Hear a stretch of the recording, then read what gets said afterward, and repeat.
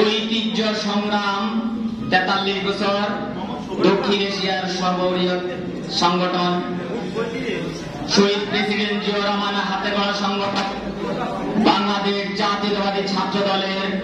43তম প্রতিষ্ঠা বার্ষিকী আলোচনা সভার শ্রদ্ধাভাজন সভাপতি,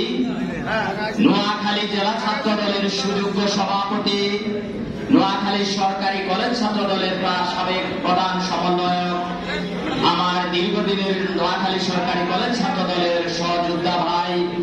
প্রিয় আন্তরদিন দুঃখু ভাই,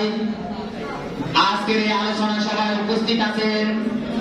নোয়াখালী জেলা ছাত্র দলের সাবেক বিপ্লবী সভাপতি,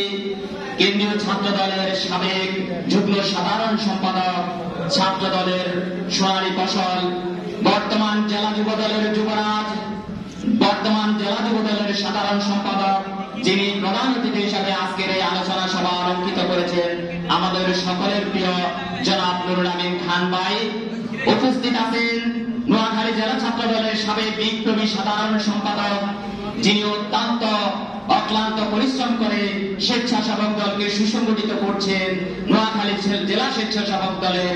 বিপ্লবী সভাপতি জনাব সাবের আহমেদ ভাই, যিনি প্রধান বক্তা হিসাবে উপস্থিত হয়ে আমাদের প্রোগ্রামকে অলঙ্কৃত করেছেন। ছাত্র দলের বিপ্লবী সাধারণ সম্পাদক, রাজপথের আমার দীর্ঘদিনের যোদ্ধা জনাব আবু হাসান মোহাম্মদ নোমান ভাই, এবং নোয়াখালী